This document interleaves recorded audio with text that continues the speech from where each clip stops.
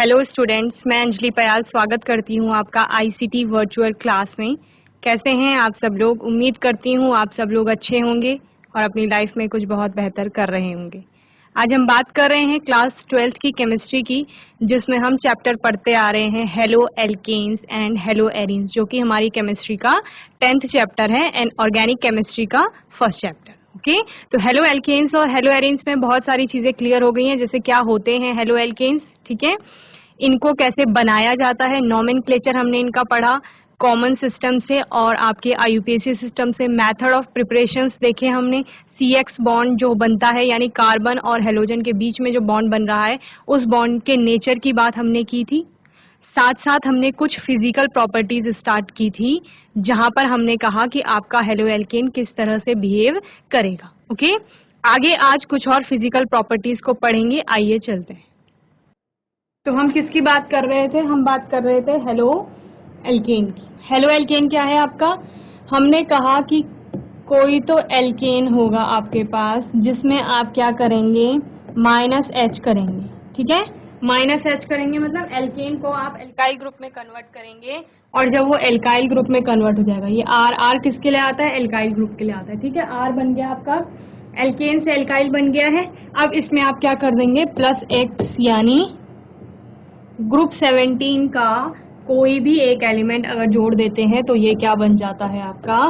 Halo alkane बन जाता है या फिर एल्काइल हैलाइड बन जाता है, ठीक है। आपने क्या कहा, ये एल्केन है, यानी जो ये एल्काइल है, एल्काइल क्या होता है? जैसे CH3 है, ठीक है, कार्बन पर एक वैलेंसी होगी। कैसे? CH3 का मतलब यही है, यहाँ पर इसकी एक वैलेंसी है। अब आप क्या कह रहे हैं कि आपने यहाँ पे H जोड़ दिया, तो ये CH4 हो गया, यानी मीथेन हो गया, जो कि क्या है? एल्केन है, CH4 हो गया। अब आप कह रहे हैं कि आपको इस बॉन्ड को डिसोशिएट करना है, यानी इसको एल्काइल में कन्वर्ट करना है, तो ये दोबारा क्या हो गया? CH3 हो गया। अभी इसकी क्या हो गई? ये वाली वैलेंसी खाली हो गई। और आप क्या कह रहे हैं, सेकेंड स्टेप में आपको +X करना है, यानी यहाँ पर तो आपने -X किया, लेकिन जो आप नेक्स्ट स्टेप में करेंगे तो आपको यहाँ पर +X करना है, यानी हेलोजन एटम को जोड़ना है। तो ये आपके CH3 और यहाँ पर X, तो ये क्या बन गया आपका? हेलो एल्केन बन गया या एल्काइल हैलाइड बन गया, ठीक है। एल्काइल हैलाइड हमने कब कहा था? जब कॉमन सिस्टम को हम पढ़ रहे थे, तो हमने कहा था कॉमन सिस्टम के अकॉर्डिंग हम जो नॉमेनक्लेचर करेंगे वो एल्काइल हैलाइड करके करेंगे। ओके, और हेलो एल्केन हमने कहा था किसके अकॉर्डिंग? आपके आईयूपीएसी सिस्टम के अकॉर्डिंग। जैसे हमने ब्रोमो इथेन, ब्रोमोमीथेन और आपका क्लोरो इथेन ऐसे कहा था, तो यह आईयूपीएसी था। जबकि कॉमन सिस्टम के अकॉर्डिंग अगर हम बोलेंगे तो वो क्या हो जाएगा? इथाइल क्लोराइड, इथाइल ब्रोमाइड, ऐसे। ओके, तो ये आपका क्या हो गया था? हेलो एल्केन्स के बारे में मैं जनरल आइडिया एक बार आपको दोबारा दे रही हूँ।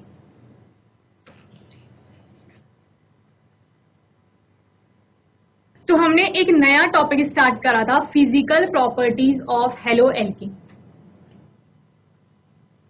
यानी जो आपके हेलो एल्केन्स है उनके भौतिक गुण, ठीक है। सबसे पहले बात करते हैं फिजिकल नेचर की, यानी जब आप उसको देखते हैं तो उसको देखने पर कैसा लगता है, ठीक है। Alkyl halides are colourless. Physical nature यानी आपका भौतिक प्रकृति।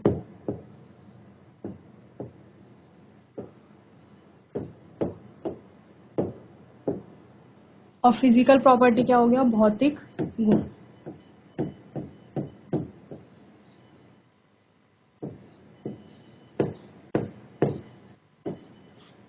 Alkyl halide are, alkyl halide क्या है आपका? वही है जिसको आप हेलो एल्केन बोल रहे हैं।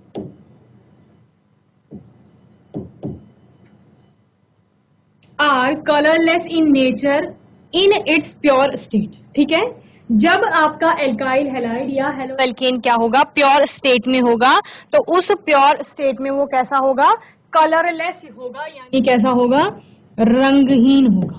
कोई किसी भी प्रकार का कोई कलर नहीं देगा, वो रंगहीन होगा। Okay, how ever bromides and iodides क्या कह रहे हैं, जबकि जो ब्रोमाइड्स और आयोडाइड्स हैं आपके develop colour on exposure to light. Okay, यानी जो आपके ब्रोमाइड्स और आयोडाइड है जब वो लाइट के कांटेक्ट में आएंगे, उसके एक्सपोजर में आएंगे, तो वो एक प्रकार से क्या करते हैं, कलर यानी रंग को डेवलप करते हैं।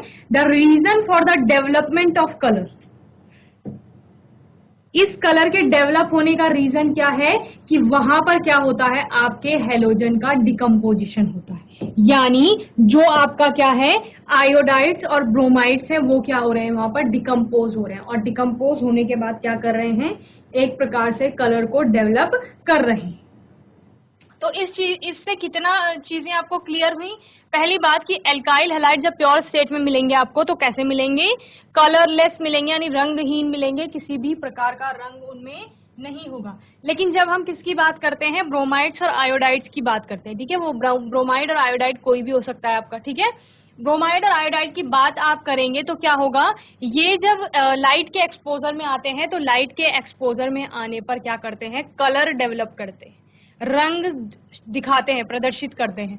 और वो रंग किसके कारण होता है, जो ये आपका क्या कह रहे हैं, डिकम्पोजिशन ऑफ हेलोजन, यानी जो आपका क्या है, ब्रोमाइड है और आयोडाइड है, ये क्या हो रहे हैं, डिकम्पोज हो रहे हैं, और डिकम्पोज होने पर क्या दिखा रहे हैं, कलर डेवलप कर रहे हैं।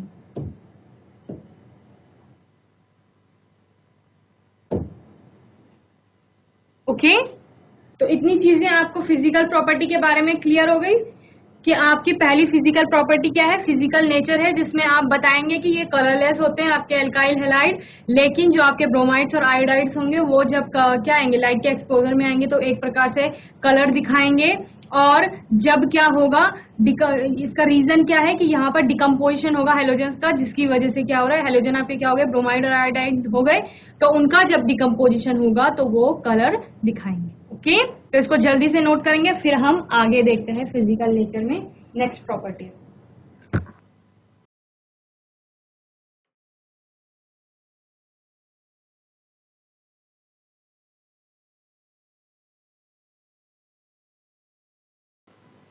चलिए अब बात करते हैं फिजिकल नेचर में। ये तो आपका किसकी बात हो गई, कलर की बात हो गई। कलर के बाद अब बात करते हैं फिजिकल स्टेट की, यानी भौतिक अवस्था की।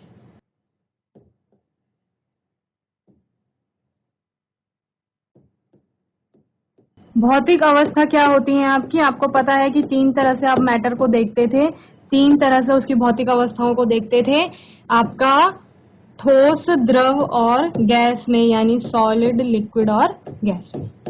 ओके, तो जब फिजिकल स्टेट की बात करेंगे, किसकी फिजिकल स्टेट की बात कर रहे हैं हम, हेलो एल्केन्स की बात कर रहे हैं हम, ठीक है। तो हमने क्या पढ़ा कि जो आपके C1, C2 और C3 वाले, यानी जिन हेलो एल्केन्स में 1, 2 या 3 कार्बन पाए जाएंगे, ठीक है, C1 to C3 पाए जाएंगे, चूंकि इनका मॉलिक्यूलर मास कम होता है, मॉलिक्यूलर मास कम होने की वजह से अट्रैक्शन फोर्स कम लगेगा, तो मॉलिक्यूल दूर दूर रहेंगे, और दूर दूर मॉलिक्यूल आपका कहाँ पाया जाता है, गैसियस स्टेट में पाया जाता है। यानी जब C1 से C3 तक, क्या समझ में आया, जिन हेलो एल्केन में आपके कार्बन कितने होंगे, 1, 2 या 3 होंगे, ठीक है, 1 या 2 या 3 कार्बन की श्रृंखला जहां पर पाई जाएगी, वो हेलो एल्केन्स आपके गैसियस स्टेट में मिलते हैं। ओके, नेक्स्ट C4 से C7 जब आप देखते हैं, इनका मॉलिक्यूलर मास थोड़ा ज्यादा होता है, ठीक है, इनका मॉलिक्यूलर मास थोड़ा ज्यादा होता है। तो मॉलिक्यूलर मास ज्यादा होने की वजह से क्या होगा, अब जो आपके यहाँ पर हम क्या कह रहे थे, कॉन्स्टिट्यूएंट पार्टिकल दूर दूर है, क्योंकि इंटरेक्शन फोर्स क्या है जो उनके बीच में लग रहा है, वो कैसा होगा, वीक होगा। ओके, फिर जब हमने कहा कि मॉलिक्यूलर मास अभी बढ़ गया है, तो मॉलिक्यूलर मास बढ़ने की वजह से क्या होगा, ये मॉलिक्यूल के बीच में लगने वाला अट्रैक्शन फोर्स का वैल्यू बढ़ जाएगा, यानी आपके मॉलिक्यूल अब थोड़ा क्या आ जाएंगे, पास पास आ जाएंगे, ठीक है, ये कॉन्स्टिट्यूएंट पार्टिकल जिन्हें बोल रहे हैं। तो गैस की अपेक्षा किसमें आपके मॉलिक्यूल पास रहते हैं, ठोस और द्रव में रहेंगे, लेकिन ये C4 से C7 तक जो होता है, वहां अट्रैक्शन फोर्स उतना ज्यादा भी नहीं होता कि वो सॉलिड में कन्वर्ट हो सके। तो ये किस में होते हैं, ये होते हैं लिक्विड में।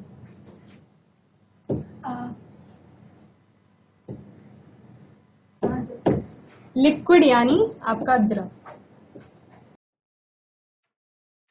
और जब बात करेंगे C8 और C8 से ज्यादा, ठीक है, यानी ऐसे हेलो एल्केन जिनमें आपके क्या है, कार्बन की श्रृंखला 8 या 8 से बड़ी है, यानी या तो वहां पे 8 कार्बन है या 8 से ज्यादा है, तो वहां पर क्या होता है, आपका मॉलिक्यूलर मास और ज्यादा बढ़ जाता है, जिसकी वजह से अट्रैक्शन फोर्स या वॉन्डर वॉल इंट्रैक्शन फोर्स क्या होता है, उसकी वैल्यू बढ़ जाती है। और वैल्यू बढ़ने की वजह से क्या होगा, आपके जो कॉन्स्टिट्यूएंट पार्टिकल है वो और पास पास आ जाएंगे, टाइटली बॉन्डेड हो जाएंगे।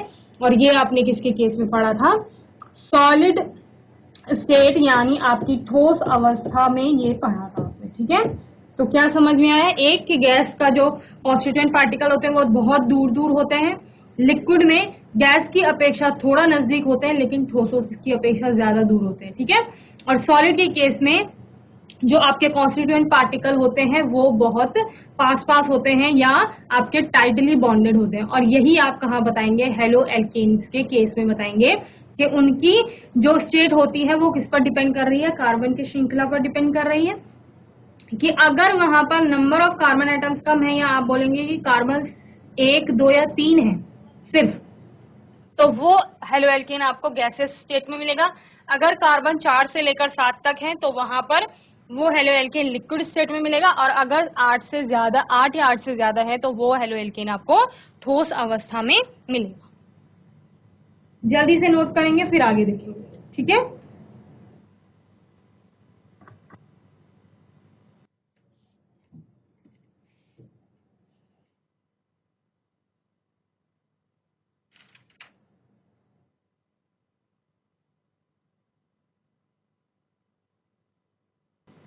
स्मेल की बात करते हैं इसकी, तो इसकी स्मेल कैसी होती है, प्लीजेंट स्मेल होती है, ओके। तो फिजिकल नेचर में आपकी 3 चीजें आ गई, पहले आपने कलर की बात की थी, फिर आपने इसके स्टेट की बात की कि भौतिक अवस्था कैसी होगी, फिर आपने स्मेल की बात की, ओके।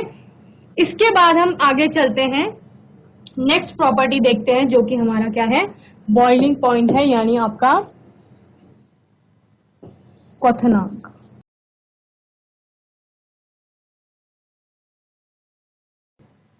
क्वथनांक में भी हमने क्या पढ़ा था कि चूंकि आपका मॉलिक्यूलर मास बढ़ रहा है ग्रुप में नीचे की तरफ जाने पर, ग्रुप में नीचे की तरफ जाने पर यानी फ्लोरो, क्लोरो, ब्रोमो, आइड, जब आप ऐसे जाते हैं तो आपका एटॉमिक मास बढ़ जाता है, ठीक है। एटॉमिक मास बढ़ने का मतलब क्या है, आपका मॉलिक्यूलर मास भी क्या हो रहा है, बढ़ रहा है, मॉलिक्यूलर मास बढ़ रहा है।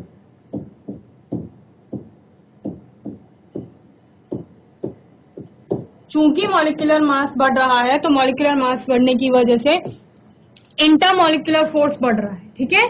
अब इंटरमॉलिक्यूलर फोर्सेस बढ़ रहे हैं तो आपका जो क्या होगा, कॉन्स्टिट्यूएंट पार्टिकल्स होंगे, ठीक है। इनको हीट करने पर किस में कन्वर्ट करना है, गैसेस स्टेट में कन्वर्ट करना है, यहां से हम हीट दे रहे हैं इसको, इनको गैसियस स्टेट में कन्वर्ट करना है। और गैसियस स्टेट में कन्वर्ट करने के लिए यहाँ पर जो इनके बीच में अट्रैक्शन हो रहा है इसको तोड़ना जरूरी है, ठीक है। तो उसको तोड़ने के लिए हम कह रहे हैं जैसे जैसे हम ग्रुप में नीचे की तरफ जा रहे हैं, यानी फ्लोरीन से आयोडीन की तरफ को जा रहे हैं, तो क्या हो रहा है, एटॉमिक मास क्योंकि बढ़ रहा है तो इन कॉन्स्टिट्यूएंट पार्टिकल के बीच में जो फोर्स लग रहा है उसकी वैल्यू भी बढ़ रही है, या वान डेर वाल्स जो इंटरैक्शन है वो बढ़ रहा है, ठीक है। तो फिर क्या होगा, जब वान डेर वाल अट्रैक्शन आपका बढ़ेगा तो इन बॉन्ड्स को तोड़ने के लिए अभी ज्यादा एनर्जी चाहिए, ठीक है। तो बॉइलिंग पॉइंट से हमें क्या समझ में आता है, या बॉइलिंग पॉइंट किस तरह से बताता है कि जब आप एल्काइल आयोडाइड से एल्काइल फ्लोराइड की तरफ जाएंगे तो धीरे धीरे बॉइलिंग पॉइंट घटता जाता है, या आप क्या कहेंगे, एल्काइल फ्लोराइड से आप एल्काइल आयोडाइड की तरफ जाएंगे तो आपका बॉइलिंग पॉइंट बढ़ता जाता है। क्यों, क्योंकि मॉलिक्यूलर मास बढ़ रहा है, और वॉन्डर वॉल इंटरेक्शन की वैल्यू भी क्या हो रही है, बढ़ रही है। किसकी वजह से? आपका डायपोल मोमेंट वहां पर क्रिएट हो रहा है या डायपोल डायपोल बन रहा है। ठीक है, the stronger intermolecular forces of attraction are due to dipole dipole and van der Waals interaction.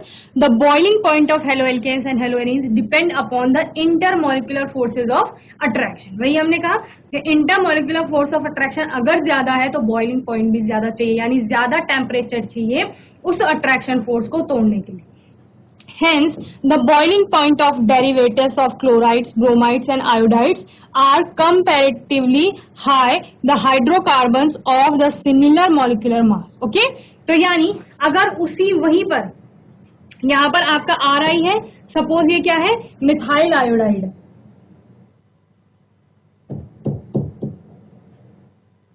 और मिथाइल आयोडाइड और दूसरा आपके पास सपोज मीथेन है, तो दोनों में सेम नंबर ऑफ कार्बन है।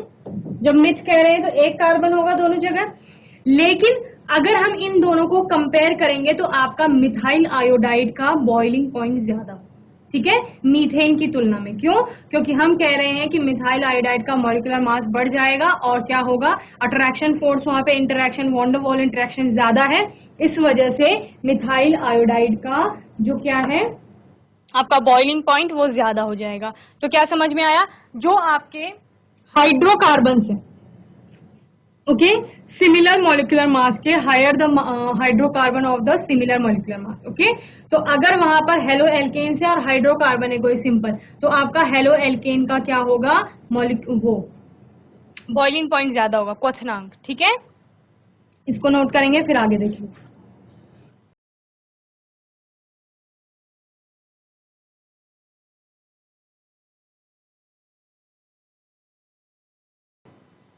चलिए नेक्स्ट फिजिकल प्रॉपर्टी,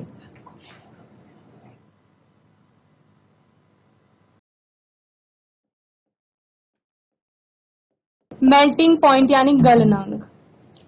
आपके पास क्या होगा, सॉलिड होगा कोई, तो ये सॉलिड है कोई, इसको क्या किया जाएगा, हीट किया जाएगा, या आप क्या कहेंगे, इसको हम टेम्परेचर दे रहे हैं। ठीक है, टेम्परेचर देने पर ये क्या हुआ, मेल्ट हुआ यानी पिघला, और पिघल करके किसमें कन्वर्ट हो गया, लिक्विड में। कितनी चीजें हुई, पहला आपके पास एक सॉलिड था जिसको आपने हीट दी यहां से या टेम्परेचर इंक्रीज किया, उसका टेम्परेचर बढ़ाया उसके आसपास के एनवायरनमेंट का, और वो सॉलिड क्या होना स्टार्ट कर दिया, मेल्ट होना यानी पिघलना शुरू कर दिया, और पिघल करके किसमें कन्वर्ट हो गया, लिक्विड में कन्वर्ट हो गया। ठीक है, जैसे आपके पास सॉलिड के रूप में आप आइस मान लो, बर्फ थी आपके पास। ठीक है, उस बर्फ को आपने क्या किया, टेम्परेचर बढ़ाया, फ्रिज से बाहर निकाल दिया, बाहर का टेम्परेचर ज्यादा होता है, वो मेल्ट हो गई, मेल्ट होकर पानी में कन्वर्ट हो गया। अब जिस टेम्परेचर पर वह मेल्ट हुआ है, ठीक है, जिस टेम्परेचर पे आपका सॉलिड लिक्विड में कन्वर्ट करना स्टार्ट हुआ, वही क्या है आपका मेल्टिंग पॉइंट कहलाता है। ठीक है, तो मेल्टिंग पॉइंट क्या हो गया आपका, जिस तापमान पर कोई ठोस द्रव में परिवर्तित होना स्टार्ट करता है, शुरू करता है, वही तापमान क्या है आपका गलनांक है या मेल्टिंग पॉइंट है। ओके, तो मेल्टिंग पॉइंट समझ में आ गया। यह मेल्टिंग पॉइंट हम किसका देख रहे हैं, हेलो एल्केन्स का या एल्काइल हैलाइड्स का देख रहे हैं। Melting point of haloalkanes are higher than their analogous alkanes. Haloalkanes which have a higher melting point than those alkane which have the same number of carbon atom as haloalkanes. Although again fluoroalkanes are exceptions, they show a lower melting point and their analogous alkane. क्या समझ में आया? वही जो हमने boiling point में कहा कि जो आपका क्या होगा, सेम कार्बन जहां पर उपस्थित है, same number of carbon atoms हैं, किसमें, आपका एल्केन में और दूसरा हेलो एल्केन। ठीक है, इन दोनों में same number of carbon atoms present है। तो इन दोनों की जब तुलना की जाएगी मेल्टिंग पॉइंट के आधार पर, तो जो आपका ये हेलो एल्केन होगा, इसका हेलो एल्केन का मेल्टिंग पॉइंट ज्यादा होगा किसके कंपैरिजन में, एल्केन के कंपैरिजन। ठीक है, सिर्फ यहाँ पर फ्लोरो एल्केन का आपको एक्सेप्शन दिया है जहां पर क्या होता है कि इसका मेल्टिंग पॉइंट कम हो जाता है। फ्लोरो एल्केन्स जो है उनके मेल्टिंग पॉइंट कम होते हैं, किससे? उनके कॉरेस्पॉन्डिंग जो क्या होंगे या एनालॉगस एल्केन होंगे उनसे। जैसे अगर फ्लोरोमीथेन आपके पास है और मीथेन है तो फ्लोरोमीथेन का मेल्टिंग पॉइंट कम होगा किसकी तुलना में? मीथेन की तुलना में। ओके, तो ये जल्दी से नोट करेंगे। क्या समझ में आया? यानी मेल्टिंग पॉइंट भी आपका ज्यादा होता है, जैसे आपने कहा कि बॉइलिंग पॉइंट ज्यादा होता है, वैसे मेल्टिंग पॉइंट भी ज्यादा होता है एल्केन की तुलना में, हेलो एल्केन। ओके, और एनालॉगस या आपको कॉरेस्पॉन्डिंग एल्केन्स कहा जा रहा है, तो उसका मतलब क्या है कि दोनों में जब तुलना कर रहे हैं आप, तो एल्केन और हेलो एल्केन्स में number of carbon atom same होने चाहिए।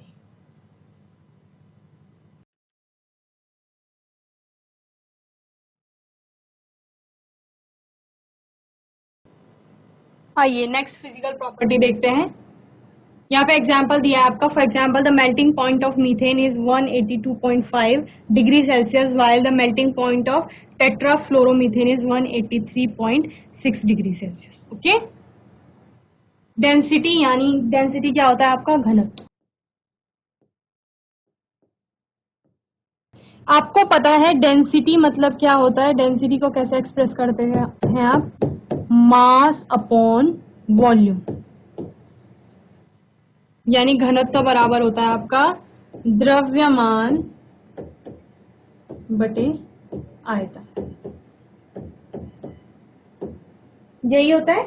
ओके, यानी यूनिट वॉल्यूम में, यूनिट वॉल्यूम यानी अगर वॉल्यूम की वैल्यू 1 कर दी जाएगी, ठीक है, तो आपका डेंसिटी इज इक्वल टू क्या हो जाएगा? मास।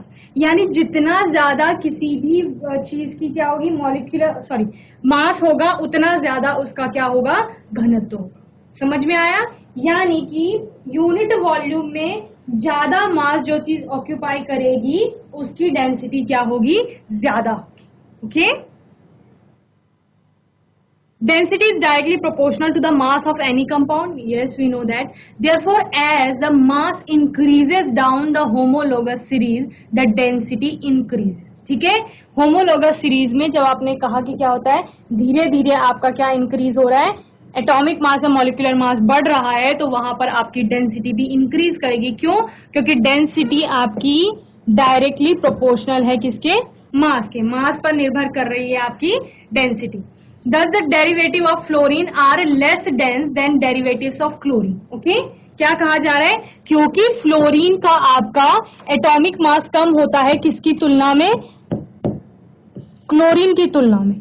ठीक है, तो आपका फ्लोरीन की जो डेंसिटी हो जाएगी या लेस डेंस हो जाएगा। फ्लोरीन के मतलब जो डेरिवेटिव बनेंगे, हेलो एल्केन्स बनेंगे। ओके, फ्लोरो एल्केन्स बनेंगे या क्लोरो एल्केन्स बनेंगे। तो फ्लोरो एल्केन्स जो आपके बनेगा, ठीक है, फ्लोरो एल्केन बनेगा, FA से मैं बता रही हूं, ये लेस डेंस होंगे किसकी तुलना में? आपके क्लोरो एल्केन्स की तुलना में।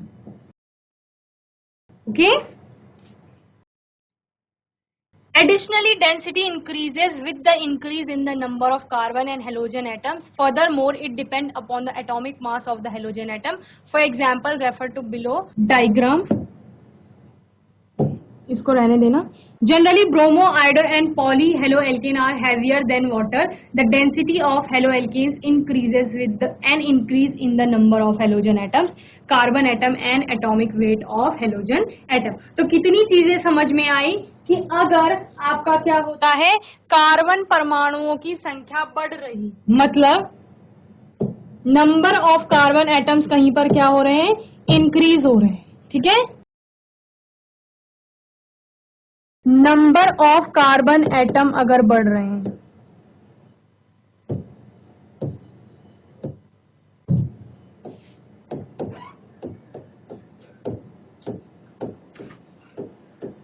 नंबर ऑफ कार्बन एटम्स बढ़ रहे हैं, तो आपकी क्या बढ़ेगी? डेंसिटी भी बढ़ेगी। ठीक है,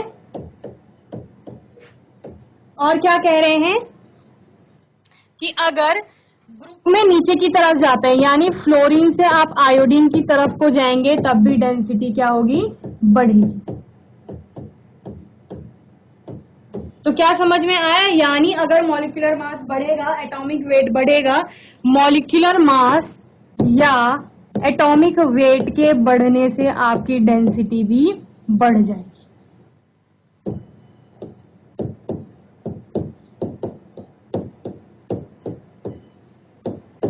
ओके, तो इसको जल्दी से नोट करिए।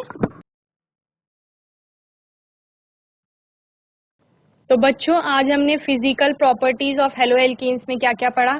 आपका फिजिकल नेचर देखा, साथ ही बॉइलिंग पॉइंट और मेल्टिंग पॉइंट की बात की और डेंसिटी की बात की। ठीक है, आपका इसमें लास्ट रह जाता है फिजिकल प्रॉपर्टी, अभी सॉल्युबिलिटी, उसकी बात हम नेक्स्ट सेशन में करेंगे। होपफुली आपको चारों फिजिकल प्रॉपर्टी अच्छे से समझ में आई होंगी। अगर आपका अभी भी कोई डाउट रहता है, कोई क्वेश्चन आपको रहता है, आप इसको अच्छे से रिवाइज करेंगे। उसके बाद अगर आपके मन में कोई भी डाउट आता है तो वो आप नेक्स्ट सेशन में पूछ लेंगे। ओके, तब तक के लिए आईसीटी वर्चुअल क्लास से जुड़ने के लिए धन्यवाद।